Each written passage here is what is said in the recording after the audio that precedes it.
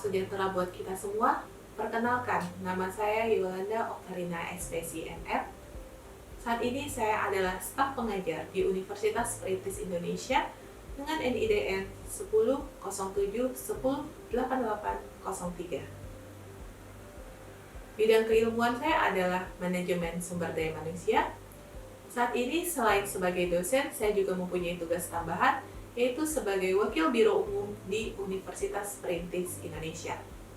Mata kuliah yang saya ampu untuk saat ini adalah pengantar psikologi, psikologi komunikasi, dan karakter building. Pada video kesempatan kali ini, saya akan membahas terkait dengan psikologi komunikasi, di mana dengan sub mata kuliahnya yaitu komunikasi interpersonal.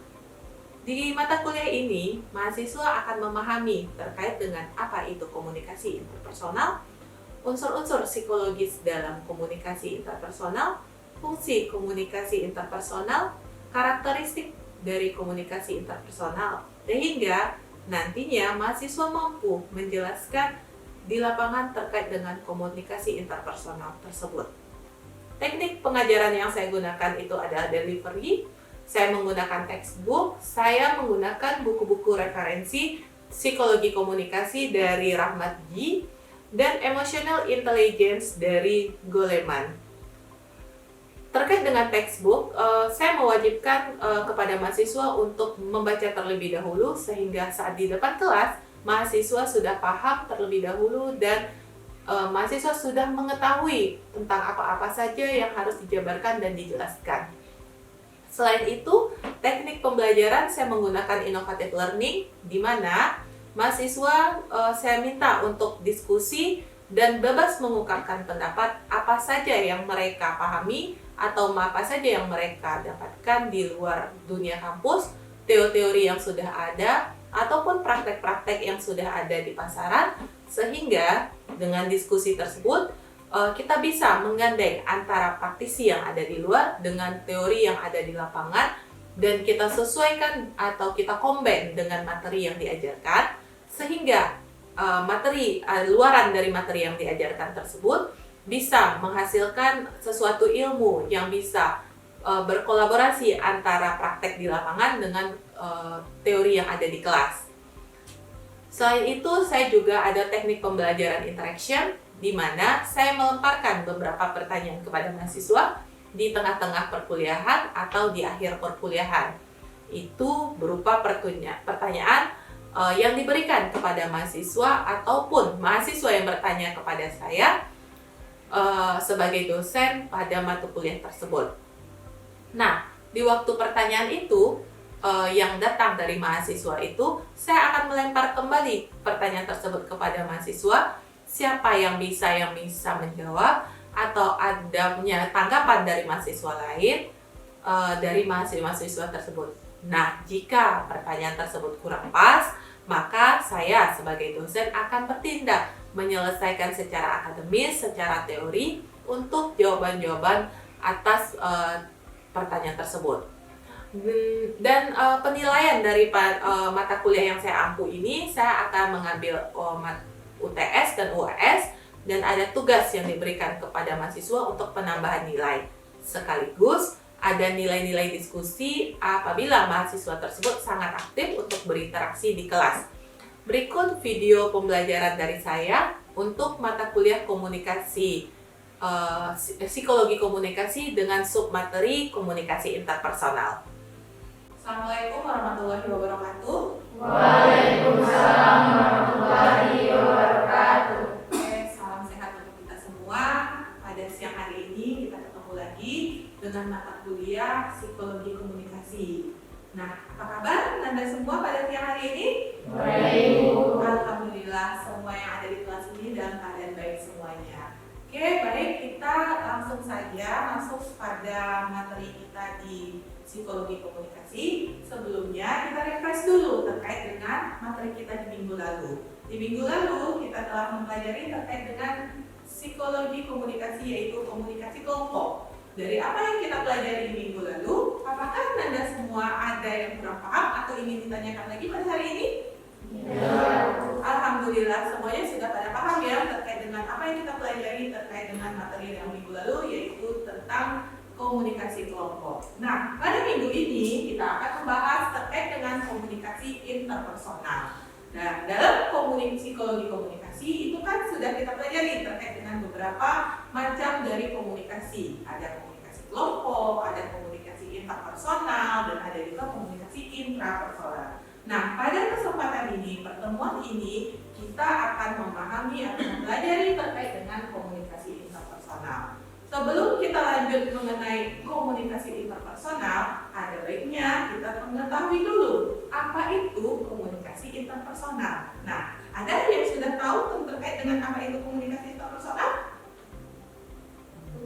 Belum baca buku ya pada umumnya ya. Oke, mungkin kita ulas dulu terkait dengan apa itu komunikasi interpersonal. Nah, di sini akan saya jelaskan komunikasi interpersonal itu adalah yang namanya komunikasi berarti pertukaran informasi.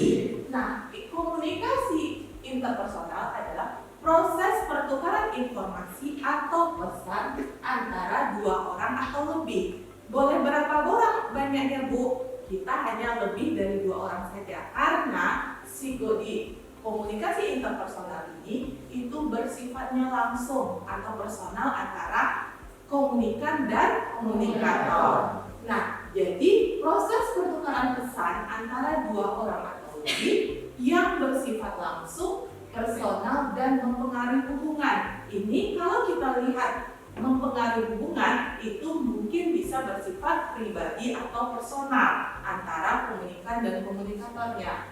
Nah, yang dibahas di sini atau yang bisa kita peragakan bisa aspek verbal dan non-verbal, bisa secara kita ucapkan secara langsung atau non-verbalnya kita menggunakan gaya atau bahasa tubuh kita. Nah, di sini paham ya terkait dengan apa itu komunikasi interpersonal adalah, kita ulang lagi biar Anda semua paham apa itu komunikasi interpersonalnya. Proses pertukaran informasi atau pesan antara 2 orang atau lebih yang bersifat langsung atau personal dan mempengaruhi hubungan antara komunikan dan komunikator dan dapat dilakukan secara verbal dan non-verbal. Oke, baik. Paham ya terkait dengan apa itu komunikasi interpersonal? Nah, kita telah mengetahui apa itu komunikasi interpersonal. Kita lihat pasti ada karakteristik dari komunikasi interpersonal ini apa saja. Nah, ini kita lihat. Karakteristik dari komunikasi interpersonal itu ada beberapa macam. Yang pertama, dia bersifat 2 arah. Kenapa dikatakan bersifat 2 arah? Karena adanya komunikan dan komunikator. Kalau kita tidak ada komunikan dan komunikator, berarti kita komunikasinya seorang tidak secara interpersonal. 2 arah saling berhadapan atau terjadi di ruangan itu secara bersifatnya personal. Oke, tadi kita sudah mempelajari terkait dengan apa itu komunikasi interpersonal, karakteristik dari komunikasi interpersonal. Sekarang kita lihat unsur psikologis dalam komunikasi. Kenapa kita melihat ada unsur psikologis? Karena kita mempelajari terkait dengan psikologi komunikasi. Kita lihat unsur psikologis apa yang ada dalam komunikasi tersebut. Yang pertama, persepsi. Kenapa adanya persepsi? Karena kita melihat bagaimana cara kita memahami pesan atau komunikasi yang disampaikan oleh komunikan kepada komunikator. Berarti kita kan tidak bisa langsung langsung menerima apa yang disampaikan tersebut. Berarti kita lihat, menurut saya persepsi atau apa hal yang harus disampaikan atau apa hal yang harus dilakukan apabila pesan itu datang kepada saya. Seperti itu. Jadi kita harus pikirkan secara psikologisnya apa. Tidak bisa disampaikan, oh saya maunya seperti ini. Tidak bisa. Kita lihat dulu apa hal yang bisa membuat seseorang itu percaya dan yakin dengan apa yang disampaikan itu, sehingga masukan atau arahan yang kita berikan bisa diterimanya dengan baik. Itu terkait dengan cara kita memahami pesan yang disampaikan orang. Bisa kita telaah pesan yang disampaikan disampaikannya itu baru kita sampaikan maksudnya atau kita berikan arahan terkait dengan pesan yang disampaikannya. Yang kedua ada emosi. Kalau dalam psikologis itu pasti adanya emosi, ego dan super egonya saat kita menerima pesan atau komunikasi dari orang. Nah, bagaimana kita mempengaruhi penyampaian pesan? Saat orang memberikan pesan kepada kita, bagaimana cara kita mempengaruhi orang tersebut agar apa hal yang kita sampaikan bisa diterima oleh orang itu dengan baik. Jadi kita memberikan pengaruh, tapi dalam tanda kutip pengaruhnya itu adalah yang positif, bukan memberikan pengaruh yang negatif. Kalau kita sebagai pendengar atau sebagai komunikan, orang meminta masukan kepada kita, berarti kita memberikan hal yang positif. Jangan kita membuat orang tersebut dia cerita ke kita, tapi hal yang kita sampaikan itu negatif sehingga mereka terjerumus ke jurang yang salah dengan masukan atau arahan yang kita berikan. Jadi emosi atau mempengaruhi penyampaian pesan itu harus kita sampaikan dengan hal-hal yang baik yang menurut kita itu adalah suatu keputusan yang baik untuk disampaikan kepada teman atau kepada lawan bicara kita. Berikutnya ada motivasi. Motivasi di sini kenapa? Itu dimaksudkan ada kenapa sih alasan si A berkomunikasi dengan si B. Berarti dengan saya yakin saya berkomunikasi dengan Fiona misalnya, itu saya meyakinkan ke diri saya bahwa apa yang disampaikan oleh Fiona nantinya, feedback yang disampaikan adalah memberikan motivasi kepada saya. Jadi ada aspek psikologisnya bahwa keyakinan kita memberikan kepercayaan kepada teman kita sebagai pendengar dari pesan yang kita sampaikan itu sesuai dengan maknanya seperti itu. Jadi kita yakin bahwa apa yang disampaikan teman kita nantinya adalah akan memberikan motivasi kepada kita. Jangan misalnya nih, contoh saya mau menyampaikan atau curhat kepada Mila, contohnya seperti itu.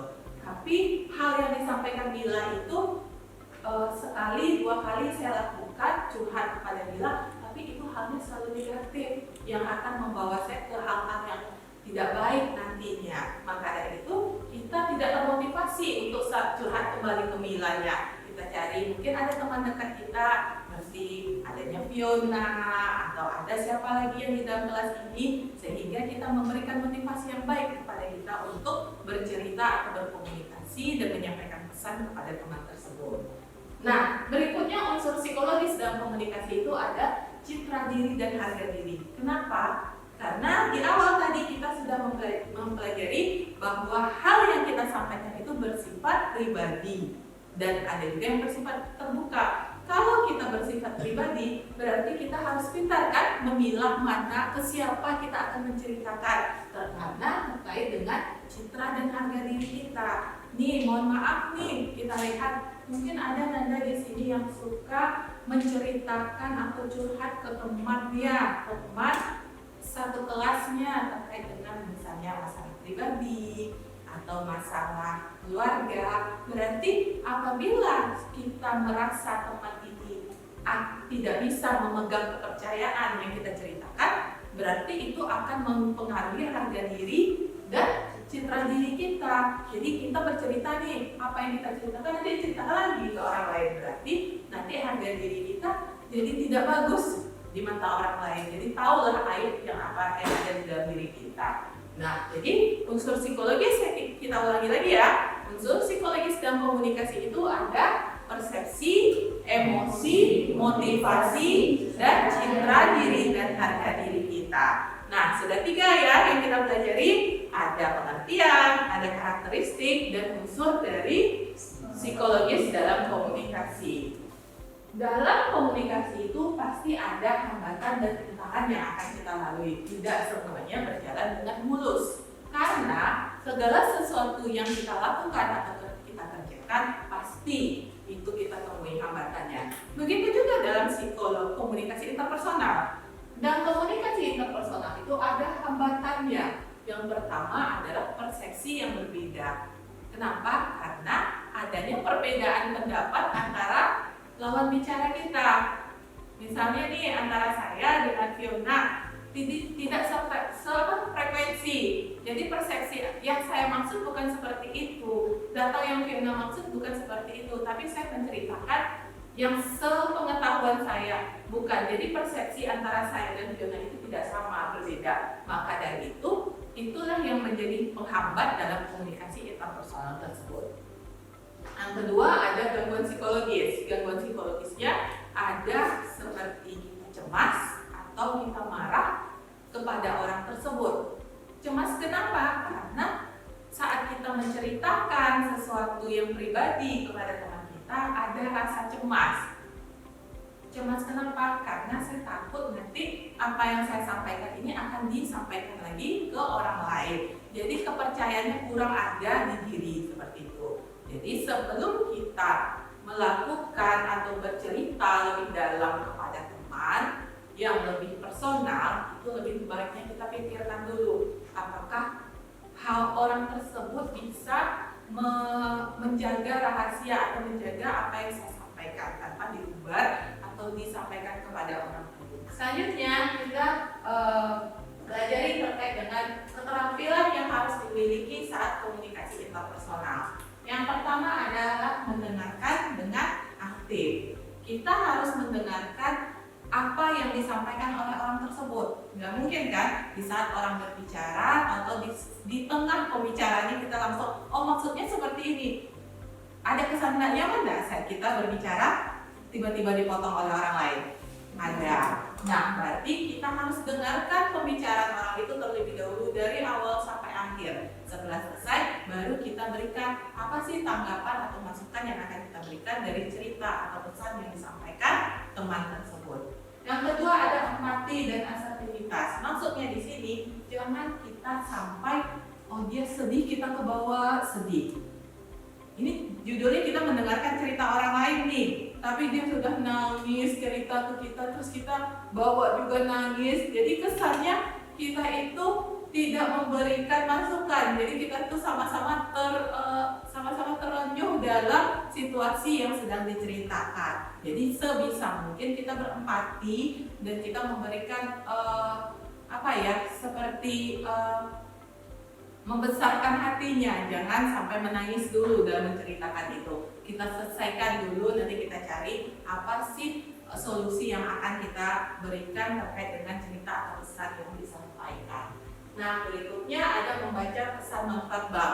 Membaca pesan nonverbal itu lebih kepada kita lihat bagaimana gerak atau gestur tubuhnya saat dia menyampaikan pesan secara verbal. Karena nonverbal itu lebih kepada gerak tubuh atau situasi saat yang sedang dilakukannya saat sedang bercerita atau menyampaikan pesan. Berikutnya adalah mengelola emosi dengan tepat. Nah, jangan sampai saat dia bercerita orang tersebut begini, oh kita langsung kepancing emosi. Tidak boleh seperti itu. Jadi kita harus buat supaya yang disampaikan teman itu secara emosinya keluar, kita jangan sampai terpancing emosinya. Jadi kita berusaha untuk netral dan tetap meyakinkan bahwa segala sesuatu itu pasti ada solusi dari apa yang disampaikannya. Itu terkait dengan keterampilan dalam komunikasi interpersonal. Nah, kita lihat komunikasi interpersonal yang efektif itu seperti apa. Karena kita harus lihat bagaimana sih komunikasi interpersonal yang baik itu, agar kedepannya setelah kita mempelajari ini, kita juga bisa menerapkan komunikasi interpersonal dengan teman atau dengan saudara kita. Seperti itu. Yang pertama ada bersikap terbuka dan jujur. Kita terbuka menyampaikan apa yang pesan yang disampaikan kepada kita dan apa yang kita sampaikan itu kita terbuka, jujur, emang apa adanya tanpa kita buat-buat atau kita manipulasi dari apa yang kita sampaikan tersebut.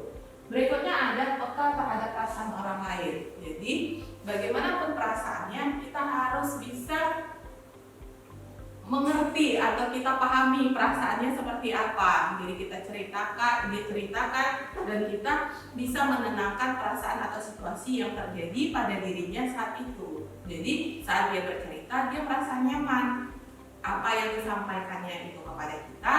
Jadi dia merasa kita memberikan feedback yang baik kepadanya.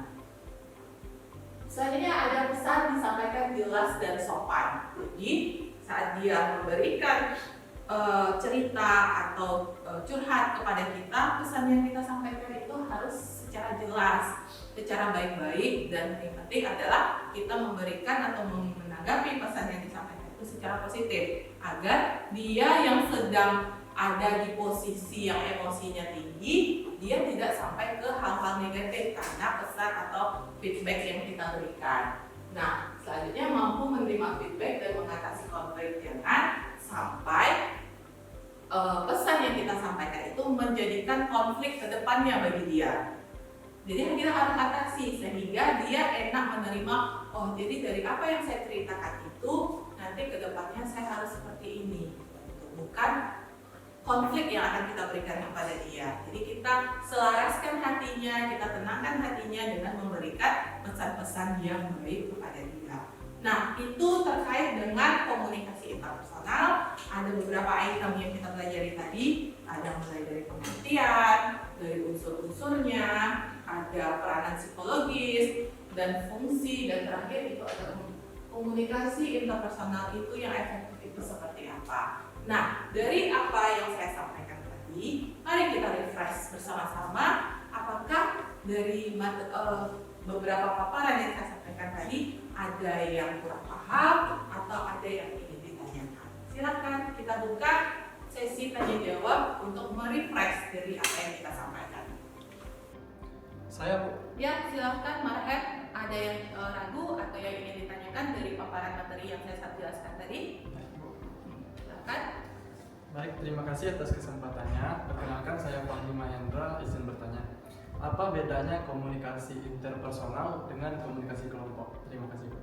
Baik Maher, terima kasih atas pertanyaannya. Tadi kita sudah mempelajari terkait dengan komunikasi interpersonal. Pertanyaan dari Maher adalah perbedaan antara komunikasi interpersonal dengan komunikasi kelompok. Nah, di sini saya jelaskan antara komunikasi interpersonal dan komunikasi kelompok itu ada perbedaannya. Yang pertama itu kita lihat komunikasi interpersonal. Komunikasi interpersonal ini adalah komunikasi yang terjadi antara dua orang atau lebih yang bersifat pribadi dan personal. Sementara kita garis bawahi ya, komunikasi kelompok itu adalah komunikasi yang terjadi melibatkan kelompok orang banyak. Adanya diskusi di dalam suatu kelompok itu lebih bersifat formal karena komunikasi kelompok itu terjadi dalam suatu ruangan atau misalnya kita lebih dikenal dengan rapat, adanya meja bundar atau meja rapat untuk memecahkan suatu persoalan. Jadi lebih kepada bersifat formal antara dua orang atau lebih kelompok yang lebih banyak. Jadi jelas ya perbedaannya antara komunikasi interpersonal dan kelompok. Kita ulangi lagi, komunikasi interpersonal itu lebih kepada personal, pribadi yang bersifat pribadi antara dua orang atau lebih. Sementara komunikasi kelompok itu lebih kepada formal yang terjadi di dalam suatu kelompok. Misalnya rapat itu lebih kepada komunikasi kelompok. Paham Arhen? Apa jelas dari apa yang saya sampaikan? Terima kasih. Mungkin masih ada dari Nanda semua yang ingin ditanyakan? Silakan. Sebelumnya terima kasih atas kesempatan yang telah diberikan. Perkenalkan, saya Syahrani Sunabila. Nah, tadi kan Ibu ada menjelaskan di unsur dan karakteristik terdapat kata emosi. Nah, jadi pertanyaan saya, bagaimana pengaruh emosi tersebut terhadap komunikasi interpersonal? Terima kasih. Baik, Bila, terima kasih atas pertanyaannya terkait dengan apa pengaruh emosi terhadap komunikasi interpersonal. Baik, di sini bisa kita jelaskan ya, emosi itu dapat memperkuat atau mengganggu komunikasi. Kenapa? Karena emosi itu ada dua, ada emosi yang negatif dan ada emosi yang positif. Emosi yang positif kita lihat apa contohnya emosi yang positif? Kita saat bahagia. Saat kita bahagia itu bisa memperlancar komunikasi kita. Sementara emosi yang negatif apa? Saat kita marah atau sedih. Hal itu dapat menimbulkan konflik atau masalah dalam komunikasi. Jadi pengaruh komunikasi emosi dalam komunikasi interpersonal itu sangat jelas ada, karena adanya emosi positif dan emosi negatif dalam diri individu, dalam diri seseorang. Jadi hal itulah yang akan mempengaruhi komunikasi interpersonal kita, karena emosi yang ada dalam diri kita kan kita tidak tahu.